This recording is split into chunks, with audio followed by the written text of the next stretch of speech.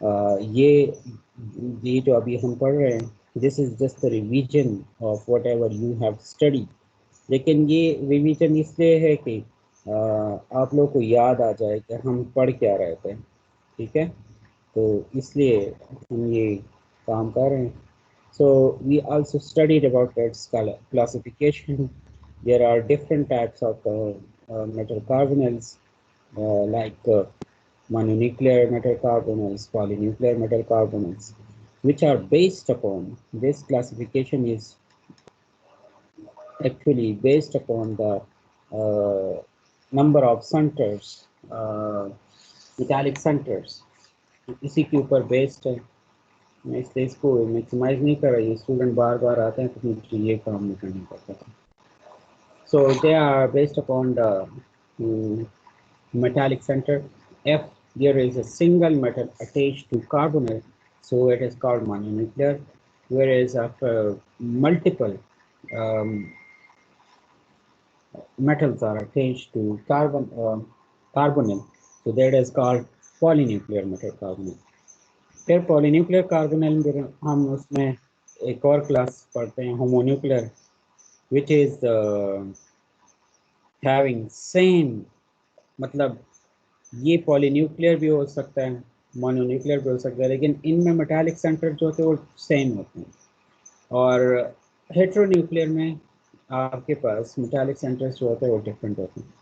फिर इसके अलावा ये एक क्लासिफिकेशन है जो बेस्ड अपॉन मेटल सेंटर्स हैं। फिर दूसरा क्लासिफिकेशन है जो बेस्ड अपॉन बॉन्डिंग नेचर है। तो इसमें पहले आता है नॉन ब्रिज्ड कार्बोनिल्स, जिसमें कार्बन मोनोऑक्साइड जो है, this is bonded to the metal centre in non bridged behaviour, ठीक है? This is like nickel tetra carbonyl में कार्बोनिल जो है ये टर्मिनली अटैच्ड है, so this is non-bridged metal carbonyl. Similarly, non-bridged metal carbonyl which contain metal to metal bond as well, मतलब उनमें metal carbonyl में ये भी होता है, मतलब नॉन ब्रिजिंग भी होती है। सारे कार्बोनिल जो हैं वो टर्मिनली अटैच्ड होते हैं, लेकिन उसके साथ साथ मेटल टू मेटल बॉन्ड भी होता है। तो ये एक और क्लास है। फिर similarly there is a third type of carbonyl which contains bridged carbonyl, like along with the terminal carbonyl, and if it may include metal to metal bond as well, like Fe2CO whole 12, CO2CO whole 8. तो इनमें आपके पास दोनों behaviour हो सकते हैं कि ये जो है मतलब ब्रिज कार्बोनिल भी होगा, टर्मिनल कार्बोनिल भी होगा, और मेटल टू मेटल बॉन्ड भी होगा इसमें। So we started the classification. You studied the preparation के बारे में हमने पढ़ लिया था कि you can prepare it by direct reaction of metal with carbon monoxide. Similarly, you can also prepare by reduction of metal salts and oxides. And the third method is by the decomposition of the dinuclear metal carbonyls to mononuclear metal carbonyls. अच्छा, physical properties आप लोगों ने वैसे थोड़ी बहुत तो पढ़ भी ली है कि फिजिकल प्रॉपर्टीज जो है ये इनकी फिजिकल प्रॉपर्टीज में ये बात होती है कि ये अक्सर जो हैं ये आपको, प्लीज कैमरा बंद कर दें, ठीक है? सना, अनवर,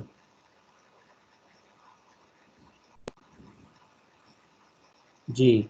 सो फिजिकल प्रॉपर्टीज में आप देख सकते हैं कि they are mostly gaseous in nature, ठीक है, या ज़्यादातर लिक्विड होते हैं। लेकिन इधर हमने पढ़ भी लिया था, जब हम प्रीवियस जाते हैं, इधर ये लिखा हुआ है mononuclear monomerics are colorless whereas polymerics are colored। मतलब इनकी ये बात अपनी जहन में रखते हैं फिजिकल प्रॉपर्टीज में कि जब आपके पास मानो न्यूक्लियर होते हैं या मतलब सिंपल मेटल कार्बोनेट्स हो, तो वो आपके पास कलरलेस होंगे, या गैस में होंगे या लिक्विड में होंगे। पॉलीमेरिक मेटल कार्बोनेट जो है वो आपको कलर नज़र आएंगे और सॉलिड में भी हो सकते हैं। ठीक है, ये अपनी जहन में रखें, ये चीज़ बहुत इम्पोर्टेंट है। अच्छा, इसके अलावा इनकी दूसरी बड़ी फिजिकल प्रॉपर्टी जो है वो है they are poor conductors of electricity, और इनमें सब्लिमेशन भी प्रोसेस भी होता है। सब्लिमेशन हमने पढ़ लिया था। सब्लिमेशन में ये होता है कि आप सॉलिड को सीधा गैस में कन्वर्ट करें without passing through the liquid phase. और थर्ड इम्पोर्टेंट प्रॉपर्टी इनकी ये है कि they are soluble in organic solvents because they are itself non polar in nature. ठीक है, तो फिर केमिकल प्रॉपर्टीज की तरफ आते हैं।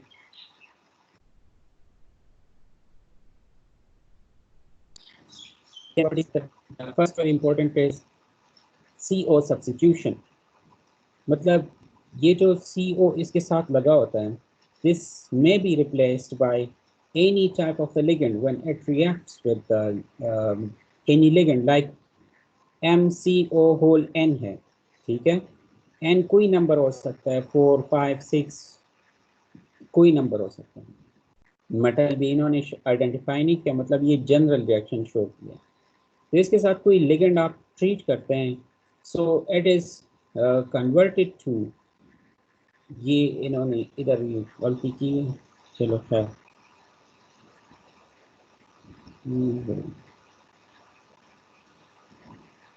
Now when you react it with ligand, so it is converted to MCO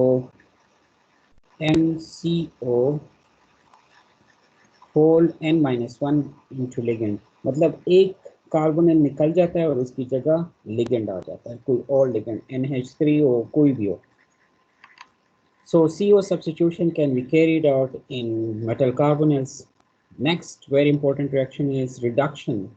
इनमें रिडक्शन भी होती है, लाइक Mn2CO whole 10, इसका इसमें मैंगनीज का ऑक्सीडेशन स्टेट जो है वो 0 होता है। When it reacts with sodium, so it is converted to 2NaMnCO whole 5। तो इधर मैंगनीज का ऑक्सीडेशन स्टेट जो है वो है +1, सॉरी -1। तो इसका मतलब ये है कि मैंगनीज 0 से -1 में चला गया। The gain of electron by carbonyl, this is called reduction reaction। So you are seeing this reduction reaction जिसमें मैंगनीज का ऑक्सीडेशन स्टेट जो है वो चेंज हो जाता है। Similarly, FeCO whole 5 plus 2Na, इधर Fe का जो ऑक्सीडेशन स्टेट है वो 0 है, because CO are neutral ligands, इसलिए इसके पास ये पूरे कम्प्लेक्स पे कोई चार्ज नहीं है। तो इसका मतलब ये है कि आयरन पेंटाकार्बोनिल जो है ये न्यूट्रल है, और इसका जो आयरन है इसके अंदर वो जीरो ऑक्सीडेशन स्टेट में मौजूद है। So it is converted to Na2FeCO whole 4, the sodium salt of tetracarbonyl। Now sodium जो है वो 2 लगे हुए हैं इसके साथ, तो आयरन के ऊपर, सोडियम के ऊपर पॉजिटिव चार्ज होता है, तो आयरन के ऊपर जो है नेगेटिव चार्ज आ जाएगा। So 2 negative charges are coming over the iron, plus इससे एक कार्बोनिल भी निकल जाता है इस रिएक्शन से। इसका मतलब ये कि the gain of electron gain occurs in this reaction where the iron centre is converted to 2-। Similarly, nucleophilic attack at CO। Nucleophilic attack कैसे होता है कि कोई भी इलेक्ट्रॉन रिच स्पीशी जो है वो कार्बोनिल पे अटैक कर सकती है।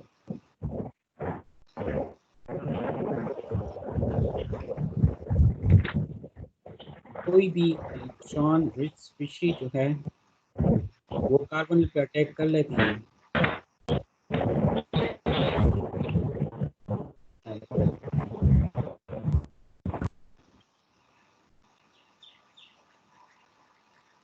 Now, the electron rich species are like, for example, NaOH. इसमें OH group जो है, OH group, this is electron rich species, so it will take on the carbonyl in metal carbonates like FeCO whole 5 plus 2 NaOH, so it is converted to NaFeCO whole 4. अब इधर देखें, एक CO जो है वो CO2H में convert होगा। इसका मतलब ये है कि इसका जो OH है वो एक CO के साथ मिलकर कार्बोक्सिलिक एसिड की शक्ल में कन्वर्ट हो जाता है।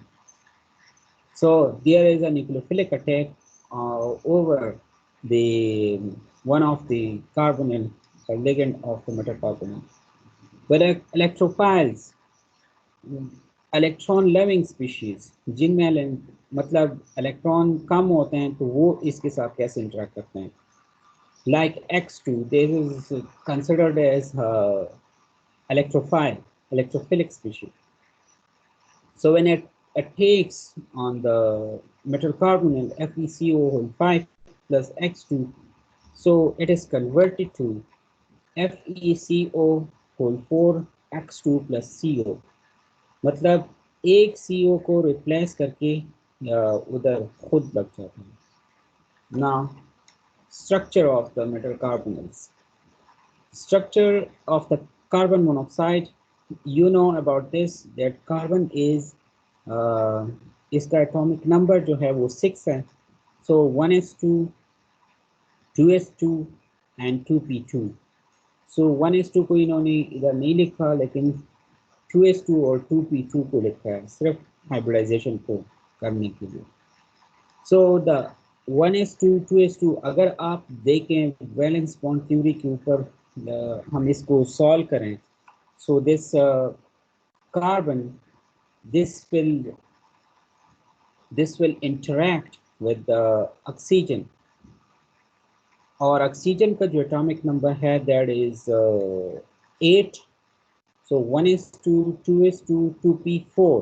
So 2s2 and 2p4, 2, 3, 4, 4 electron इधर हैं, इसमें 2p2 हैं।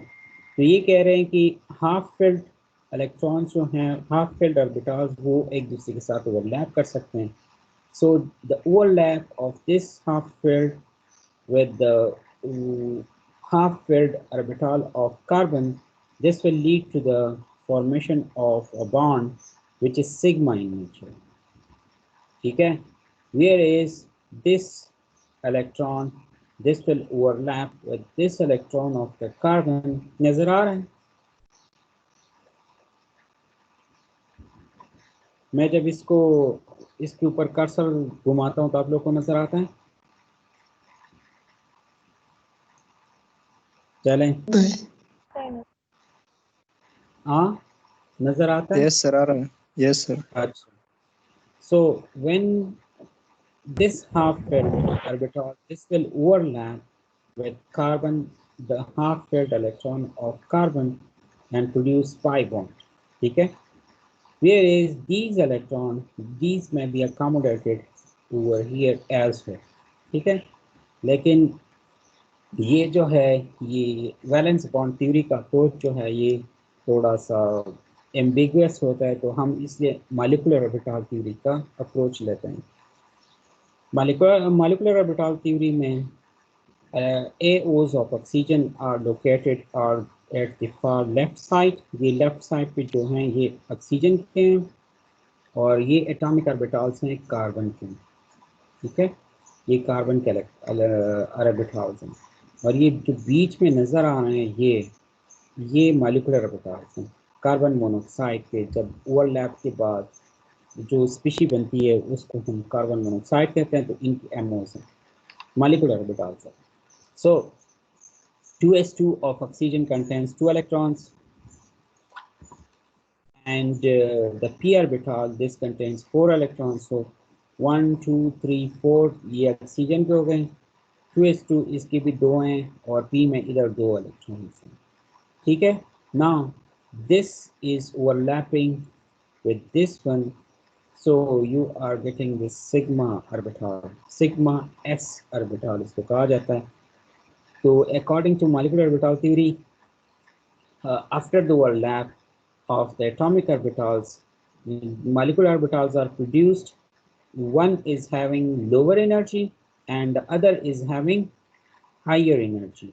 So lower energy orbitals are bonding in nature, whereas the orbitals which are having higher energy, they are anti-bonding in nature. ये देखें इनकी एनर्जी जो है वो ज़्यादा है, इनकी एनर्जी जो है कम है. -35 is lower than -15. ठीक है, तो इसलिए क्या कहते हैं, this the molecular orbitals they will contain now, और जितने एटॉमिक ऑर्बिटल्स मिलेंगे उतने मॉलिक्यूलर ऑर्बिटल्स बनेंगे. तो दो एटॉमिक ऑर्बिटल्स मिल रहे हैं तो दो मॉलिक्यूलर ऑर्बिटल्स बन रहे हैं. पहले ये दो कंसीडर कर लें फिर बाद में इसकी तरफ जाएंगे. सो दो इलेक्ट्रॉन्स इधर हैं, दो इधर है, तो एक इधर से एक इधर से, दो हो गए, एक दो अभी भी रहते हैं, तो एक इधर चला गया और एक इधर से चला गया. अब क्वेश्चन अराइज होता है कि इनके एटॉमिक ऑर्बिटल्स जो हैं ये अगर एनर्जी वाइज देख लें तो ये 2s जो है इस 2s से बहुत नीचे लिखा हुआ है, मतलब इसकी पोजीशन जो है ये ऊपर है और इसकी पोजीशन बहुत नीचे है. Anybody can tell me why?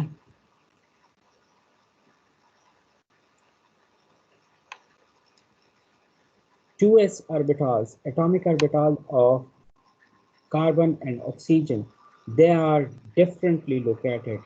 मतलब ये तो 2s orbitals हैं तो ये बिल्कुल इसकी सीध में होने चाहिए थे. Why the carbon orbitals are located higher than the atomic orbitals of oxygen? Ji, anybody?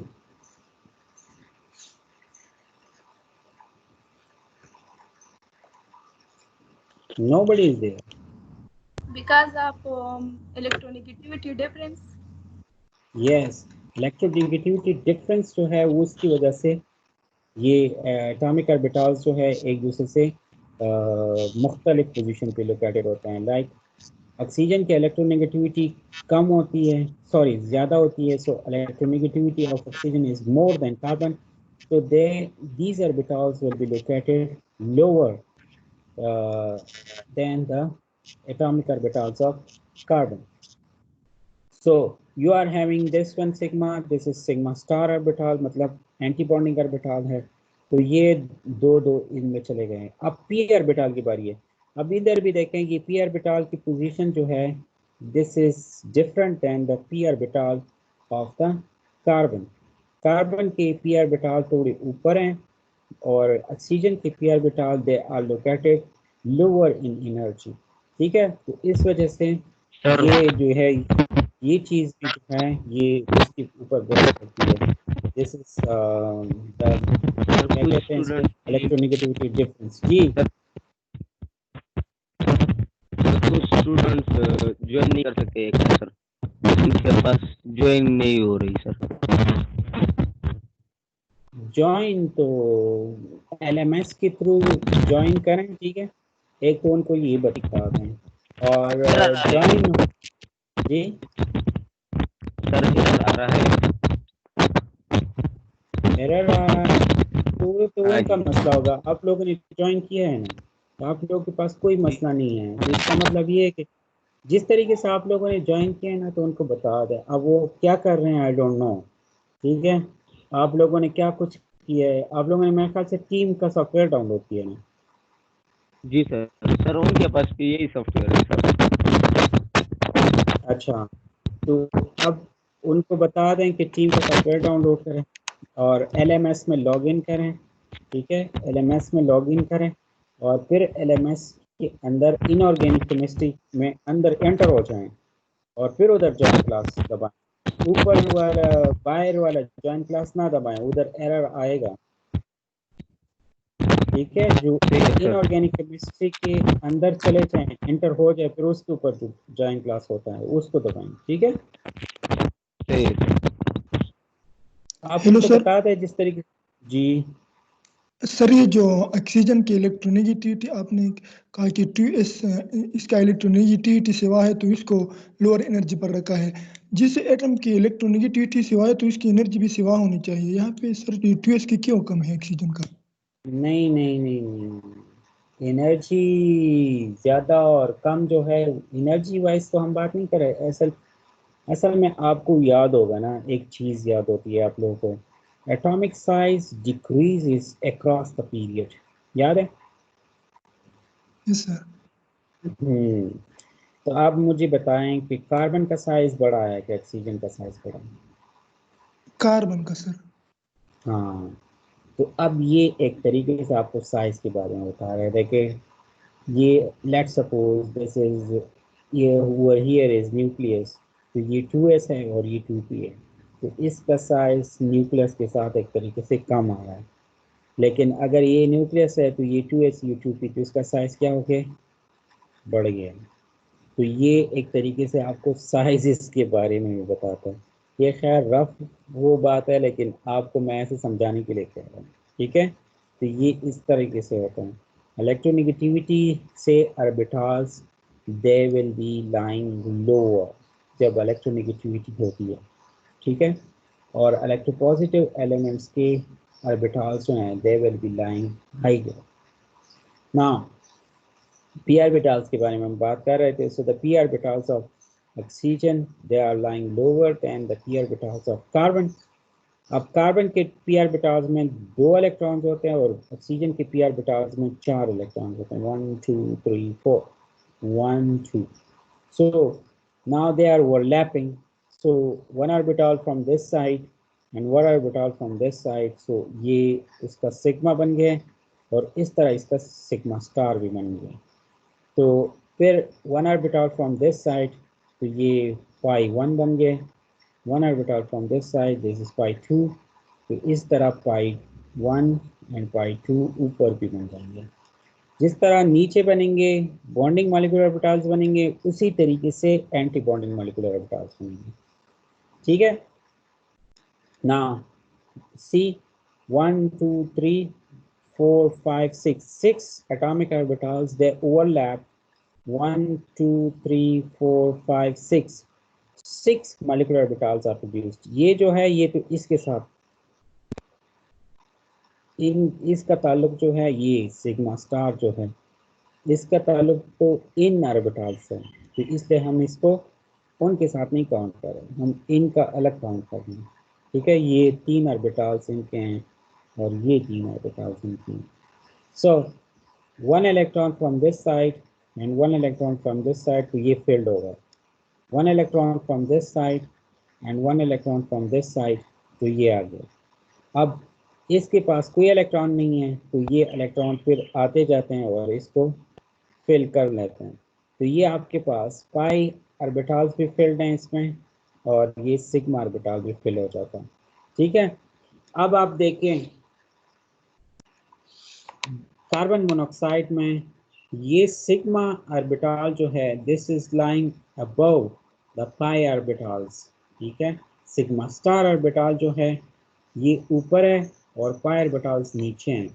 So sigma electrons will be donated toward the metal, ये डोनेटेबल इलेक्ट्रॉन्स हैं ये इलेक्ट्रॉन्स, ठीक है?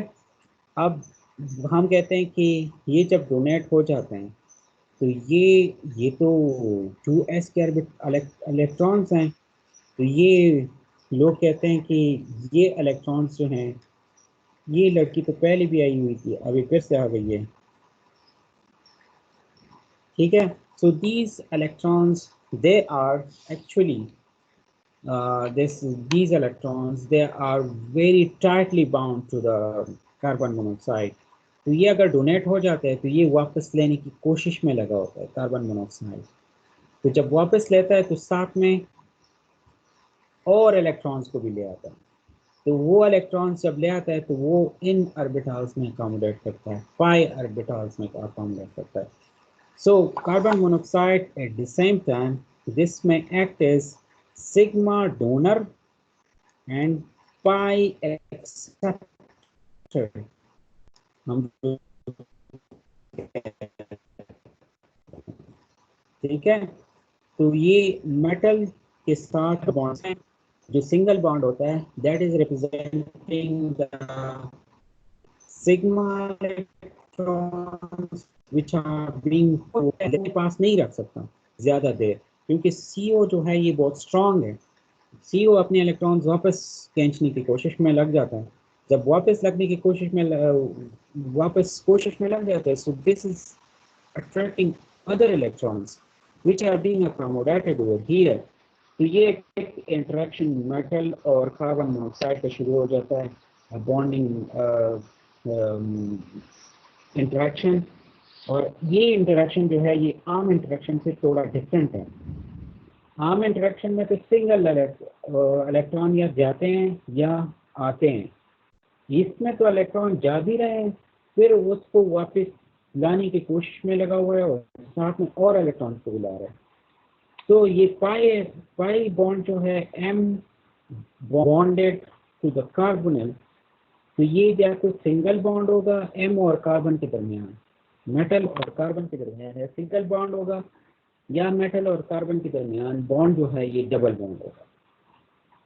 जब डबल बॉन्ड आ जाए इसका मतलब होगा कि ये जो इलेक्ट्रॉन, ये डबल बॉन्ड है, ये इलेक्ट्रॉन्स एक्चुअली फ्लो कर रहे हैं from metal toward the carbon monoxide.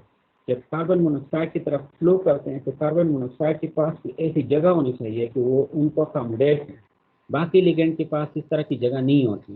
तो इसलिए हम बाकी लिगेंड्स को ऑर्गेनोमेटालिक लिगेंड्स नहीं कह सकते। Organometallic ligands are just only those ligands which are having pi empty orbitals. ठीक है, तो ये पाई एम्प्टी ऑर्बिटल्स जब इनके पास होते हैं और ये बहुत ज़्यादा क्लोजली लोकेटेड है विद द सिग्मा इलेक्ट्रॉन्स, इनके दरमियान गैप कम होता है। तो ये गैप की कमी की वजह से ये सिग्मा डोनर और पाई एक्सेप्टर के तौर पे काम करता है। ठीक है, तो इस तरीके से हम क्या कहते हैं कि हमारे पास जो है बॉन्डिंग में मॉलिक्यूलर ऑर्बिटल डायग्राम में आपके पास इस तरीके से मेटल और कार्बोनिल एक दूसरे के साथ इंटरेक्शन में होती है। Any question regarding this please ask.